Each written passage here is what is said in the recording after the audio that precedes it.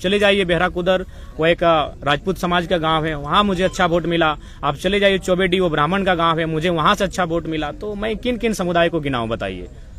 एक एक गांव, एक एक पंचायत का सर्वे कर लीजिए, 3.5 लाख वोट एक जाति के नहीं है। हाँ, ये सच्चाई है, जो भी बंदा जिसी समुदाय का रहता है, उस समुदाय का वोट उसका बेस वोटर होता है। इससे कोई इनकार नहीं कर सकता, ना मैं इनकार कर रहा हूँ। लेकिन 3.5 लाख वोट किसी एक समुदाय के वोट नहीं है। सभी ने मुझे अपार जन समर्थन दिया है। हम लोग प्रयास करेंगे कि बहुमत की सीटों पे लड़े, यानी मान के चलिए हम लोग 8 लोकसभा की सीटों पे चुनाव लड़े थे, तो 8 6 48, शायद चतरा और हजारीबाग में 5-5, यानी 46 सीटें तो हमारे अंडर आ ही रही हैं। तो उन 46 सीटों पे तो लड़ना ही है। उसके बाद हम लोग जमशेदपुर में प्रत्याशी नहीं दिए थे, खूंटी पे नहीं दिए थे, गोड्डा में नहीं दिए थे। तो हमें लगता है इन 3 लोकसभा में हम लोग जाएंगे, वहां हमारे वोटर्स हैं, वहां हमारे कार्यकर्ता हैं। तो हमें लगता है कि 55 के आसपास विधानसभा सीटों पर हम लोग चुनाव लड़ते हुए दिखेंगे। सबसे पहला हमारा प्राथमिकता जो रहेगा कि इस राज्य में नियमित परीक्षाएं होंगी और फ्री एंड फेयर एग्जाम लिए जाएंगे। अगर उसमें किसी प्रकार की गड़बड़ी होगी तो उसमें उच्च से उच्च पदाधिकारी क्यों ना है, उन्हें बिल्कुल बर्खास्त किया जाएगा। उनके साथ किसी प्रकार की कोताही नहीं बरती जाए। झारखंड के आने वाले विधानसभा चुनाव के लिए तमाम राज्यवासियों को संदेश देना चाहता हूं कि इस बार ऐसे युवाओं का चयन करें जो राज्य के हित के साथ लड़ाई जो चली आ रही है उसको विराम लगाते हुए एक बेहतर नीति बनाई जा सके। इस नीट में जो समस्याएं आई इनका समाधान किया जाए, क्योंकि आज लाखों करोड़ों युवाओं का भविष्य इन परीक्षाओं में तय होता है। इन परीक्षाओं के माध्यम से अपने भविष्य को तय करते हैं। तो जो नई सरकार देश में बनकर आई है उनसे मेरी अपील होगी झारखंड के तमाम मीडिया हाउस के माध्यम से कि इस समस्या का निदान। और साथ ही साथ आज ही हमारे 18 जून है, यानी 1 साल पहले ही हम लोगों ने राजनीतिक इलेक्ट्रल पॉलिटिक्स में कदम रखने का घोषणा किए थे, फैसला किए थे बलियापुर की मिट्टी से। तो आज साल भर हुए, उसको भी लेकर हम लोग शुभकामनाएं सबों को। बहुत योगदान रहा आप सबों ने, हम जैसे नौयुवाओं को अपने चैनल में स्थान दिया, हमारे विचारों को गांव-गांव तक लेकर जाने का प्रयास किया। इसके लिए आप सबों का हम लोग तहे दिल से आभार प्रकट करते हैं, अभिनंदन करते हैं। और साथ ही साथ आज ही हमारे 18 जून है, यानी 1 साल पहले ही हम लोगों ने राजनीतिक इलेक्ट्रल पॉलिटिक्स में कदम रखने का घोषणा किए थे, फैसला किए थे बलियापुर की मिट्टी से। तो आज साल भर हुए, उसको भी लेकर हम लोग शुभकामनाएं सबों को। और साथ ही साथ झारखंड के तमाम मतदाताओं को आभार करते हैं जिन्होंने हमें पहले चुनाव में फर्स्ट अटेम्प्ट में एज ए हमारे सभी प्रत्याशी निर्दलीय लड़े और उनको लगभग 8.5 लाख के आसपास मत प्राप्त हुए। इसके लिए पूरे झारखंड के जनमानस का आभार व्यक्त करते हैं। और साथ ही साथ हम गिरिडीह से उन तमाम पोस्टल बैलेट के माध्यम से मत देने वाले तमाम मतगणना कर्मियों का आभार प्रकट करते हैं, क्योंकि वहाँ मैक्सिमम जो होते हैं वो मैक्सिमम ही सबके सब एजुकेटेड लोग होते हैं, सब सरकारी नौकरी, अर्ध सरकारी नौकरी को करने वाले लोग होते हैं। और उन्होंने सबसे ज्यादा मत मेरे पक्ष में किया है, लगभग 5000 मत मुझे मिले 10,000 में। तो तमाम मतगणना कर्मी जिन्होंने मतदान किया है उनका एक बार पुनः विशेष आभार। और बाकी इस राज्य की जनता का बहुत बहुत आभार, जिनके माध्यम से आज हमें एक हौसला मिला है, एक नई ऊर्जा मिली है। और साथ ही साथ हम लोग आशा करते हैं, उम्मीद करते हैं कि जिस उम्मीद के साथ राज्य के जनमानस, राज्य की जनता हम लोग पर आस जता रही है, उस पर हम लोग खरा उतरने के लिए आगामी विधानसभा के चुनाव में मजबूती के साथ शिरकत करेंगे। और साथ ही साथ केंद्र में जो नई सरकार बनकर आई है उनको हम बधाई देंगे, उनको शुभकामनाएं देंगे और उनसे अपेक्षा रखेंगे कि सबसे पहले जो नीट का मामला सामने आया है, जिसको लेकर काफी चर्चाएं हो रही है, पूरे देश में माहौल गर्म है, इस नीट में जो समस्याएं आई इनका समाधान किया जाए। क्योंकि आज लाखों करोड़ों युवाओं का भविष्य इन परीक्षाओं में तय होता है। इन परीक्षाओं के माध्यम से अपने भविष्य को तय करते हैं। तो जो नई सरकार देश में बनकर आई है उनसे मेरी अपील होगी झारखंड के तमाम मीडिया हाउस के माध्यम से कि इस समस्या का निदान हो।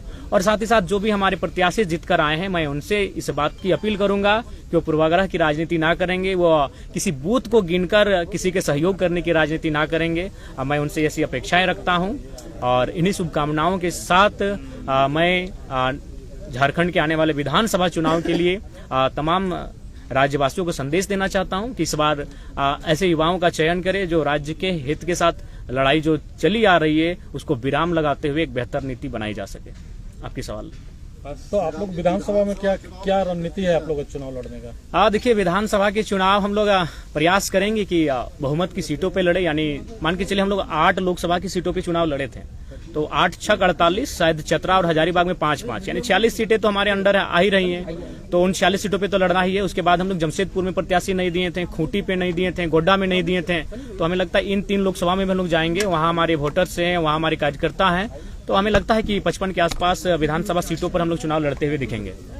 तो क्या आप लोग निर्दलीय लड़ेंगे कि कुछ? नहीं, देखिए दिल्ली इसी क्रम में गए थे। दिल्ली जाने का कार्य डेमोक्रेसी का स्कूल में भी शामिल होना था और चुनाव संबंधित इलेक्शन कमीशन से जानकारियों को भी लेना था। तो हमें लगता है 15 से 25 दिनों के दरमियान हमारे पार्टी का सिंबल भी अलॉटमेंट होने की संभावना बन जाएगी और पार्टी को रजिस्ट्रेशन नंबर भी अलॉटमेंट हो जाएगा। तो पहले इंडियन स्कूल ऑफ डेमोक्रेसी, उसके बाद जेएनयू, जी। इस तरह के व्याख्यान का क्या अर्थ है कि जयराम राष्ट्रीय परिदृश्य में अपनी पहचान और शिनाख्त को बनाना चाहते हैं?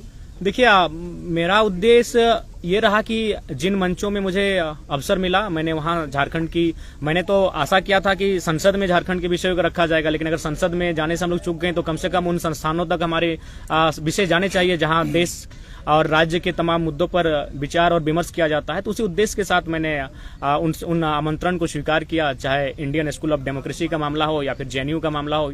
और साथ ही हम लोग वहाँ एग्रीकल्चर यूनिवर्सिटी भी गए थे, वहाँ के भी तमाम रिसर्च स्कॉलर से मिले जहाँ झारखंड के भी युवा हैं। तो वहाँ जाने का उद्देश्य यही था कि हम झारखंड के विषयों को उनसे साझा कर सकें और उन विषयों पर निदान कैसे हो, आने वाले विधानसभा चुनाव में हमारी स्ट्रेटेजी क्या हो, उन विषयों पर बात करने के लिए। विधानसभा चुनाव आप लड़ने जा रहे हैं तो आपका मुद्दा फिर क्या होगा? देखिए विधानसभा का चुनाव राज्य के मुद्दों पर आएंगे।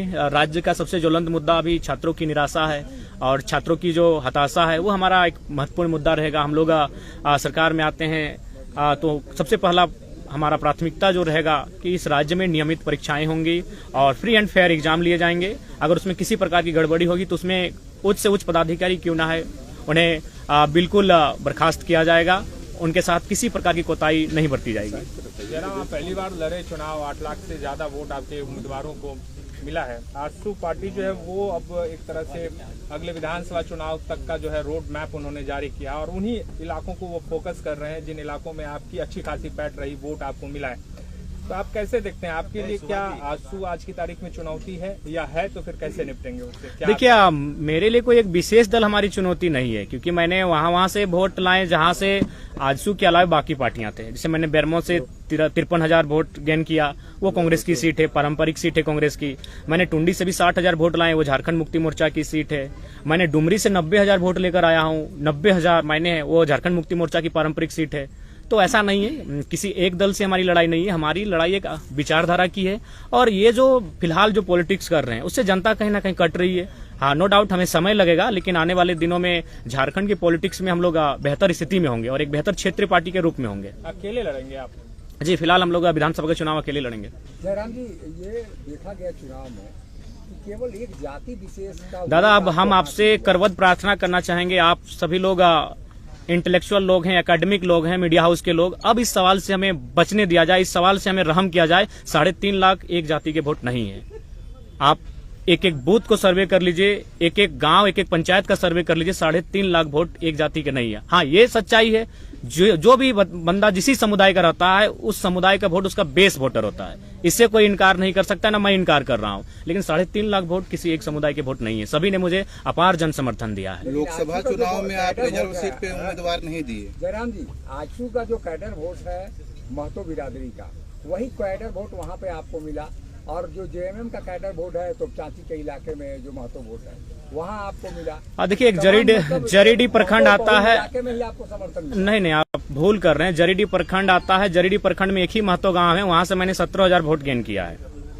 तो मुझे लगता है आप लोग थोड़ा सा भूल कर रहे हैं, आप लोग को और ग्राउंड में जाकर सर्वे करने की आवश्यकता है, क्योंकि आप लोग उन्हीं बातों को सुनते हैं जो मीडिया में बाकी दलों के नेता कहते हुए दिखते हैं। आप जनता के बीच जाइए और जनता के बीच जानने का प्रयास कीजिए कि आज हमारा रोल क्या है। आप चले जाइए बेहराकुदर, वो एक राजपूत समाज का गांव है, वहां मुझे अच्छा वोट मिला। आप चले जाइए चौबेडी, वो ब्राह्मण का गांव है, मुझे वहां से अच्छा वोट मिला। तो मैं किन किन समुदाय को गिनाऊं बताइए? हर एक समुदाय ने मुझे अच्छा मत दिया है। तो इसीलिए कृपया अब कम से कम 2 साल बाद मैं आपसे आग्रह करता हूं कि इस विषय को विराम दीजिए एक जाति का लेकर। आज हम लोग जिन विषयों पे बात कर रहे हैं, ये विषय तो देश स्तर के विषय हैं, ये विषय राज्य स्तर के हैं, और वो नेता हमारे वहाँ चुप रहते हैं। तो मैं जिन विषयों पर लड़ाई लड़ रहा हूँ, जिन विषयों पर मैं रिजल्ट हासिल कर रहा हूँ, ये पूरे राज्य के विषय हैं। रिजर्व सीट पे आप लोकसभा चुनाव नहीं लड़े? नहीं दादा, लड़े 2 रिजर्व सीटों पे हम लोग चुनाव लड़े। सिंहभूम में हम लोग हो समुदाय के साथ गए, दुमका में हम लोग संथाल समुदाय के साथ गए, और सिंहभूम के हमारे प्रत्याशी लगभग 50,000 वोट लेके आए, 44 के 45,000 वोट था। जहाँ जेएमएम का उम्मीदवार नहीं, ऐसा कुछ नहीं है, ऐसा कोई प्लानिंग नहीं है। हम लोग ये देखें कि हम लोग वोटर्स कहाँ हैं, कहाँ हमारे केडर हैं, जहाँ चुनाव में काम हो सकता है। गोड्डा में भी हमारे थे, लेकिन वहां तक हम लोग पहुंच नहीं पाए, प्रत्याशी नहीं मिल पाया। तो ऐसा नहीं है, हम लोकसभा चुनाव में आप सामान्य वर्ग के कैंडिडेट्स को बहुत न के बराबर उतारे। देखिए एक्चुअली विधानसभा देखिए चुनाव में लोग देखेंगे। विधानसभा चुनाव में दिखेंगे निसंदेह। हम लोग गोड्डा के लिए भी प्रीफर किए थे कि उस सीट पर हम लोग सामान्य प्रत्याशी को रखें, लेकिन नहीं प्रत्याशी सामने आया। देखिए सामान्य वर्ग कहीं ना कहीं थोड़ा सा आज के मैंने डेट में भी संपन्न है, तो इसलिए थोड़ा सा लेट लगे। उस समुदाय के बीच हमें आने में थोड़ा लेट लगेगा, लेकिन वे भी दिल खोल के तैयार हैं कि ये बच्चे जो आ रहे हैं राजनीति में उनका स्वागत करेंगे। तो निसंदेह सामान्य वर्ग के लोग भी हमारा स्वागत करेंगे, उनके बीच भी हम लोग जाएंगे। गांडे उपचुनाव भी था, फिर क्यों नहीं लड़े उस पे? गांडी उपचुनाव हम लोग इसलिए नहीं लड़ पाएंगे, लोकसभा का चुनाव भी उसी तारीख को था और हम लोग नहीं मैनेज कर पाए क्योंकि हमारा व्यवस्थित कोई टीम नहीं था, और व्यवस्थित टीम नहीं होने के कारण हम लोग इन चीजों को हैंडल नहीं कर पाए। एक अच्छा मौका था क्योंकि आपके समर्थक आपको मुख्यमंत्री के तौर पर देख लेते। देखिए मैंने शुरुआत में ही कहा था, यहीं पर मेरा प्रेस कॉन्फ्रेंस था, आपके बीच ही मैंने कहा था कि मैं लोकसभा का चुनाव अपनी मर्जी से लड़ूंगा और गिरिडीह लोकसभा को मैंने प्रीफर किया था। धनबाद लोगों की मांग थी, लेकिन विधानसभा का चुनाव हम लोग प्रयास करेंगे कि जनता की राय के आधार पर लड़ेंगे। तो फिलहाल तय नहीं हो पाया, लेकिन उम्मीद है कि यह बहुत जल्द तय हो जाएगा कि विधानसभा का चुनाव हम कहां से लड़ें। जयराम जी, युवाओं को काफी अपेक्षा आपसे उम्मीद है और वो लोग शिक्षा को लेकर जैसे पेपर लीक हो रहा है उसको लेकर आपसे काफी उम्मीद रखते हैं, और चूंकि आप चुनाव लड़ चुके हैं तो आगे की क्या रणनीति होगी आपको? देखिए 2018-21 का डिग्री अभी तक नियुक्ति नहीं किया गया। देखिए उन सब विषयों पे हम लोग लगातार मुखर होकर बोले हैं। आज हमारे बीच हमारे बड़े भाई देवेंद्र जी बैठे हैं। चुनाव के दौरान इनको लगभग 15 दिन जेल के भीतर रहना पड़ा, तो कारण वही था पेपर लीक का मामला। तो देखिए जहां तक हम लोग का सामर्थ्य है, जिन विषयों पर हमने देखिए लड़ाई दो तरीके से लड़ी जाती है, या तो सदन के भीतर या तो सड़क में धरने के माध्यम से। तो हम लोग अगर सदन में नहीं तो सड़क से तो लड़ाई लड़ ही रहे हैं, सड़क से तो लगातार अपनी आवाज को बुलंद कर रहे हैं। हमारा जो सामर्थ्य है उन चीजों पर हम लोग कभी पीछे नहीं हटे। हम लोग कभी भी आवाज उठाने से, यहाँ तक आज मेरे ऊपर भी 13 FIR है, एक भी व्यक्तिगत FIR नहीं है। FIR क्यों मिला है? न किसी कंपनी में धरना देने के लिए, किसी को मुआवजा दिलाने के लिए, किसी को नियोजन दिलाने के लिए। तो ऐसा नहीं, हम लोग तो जनता के लिए अपना सर्वस्व निछावर कर चुके हैं।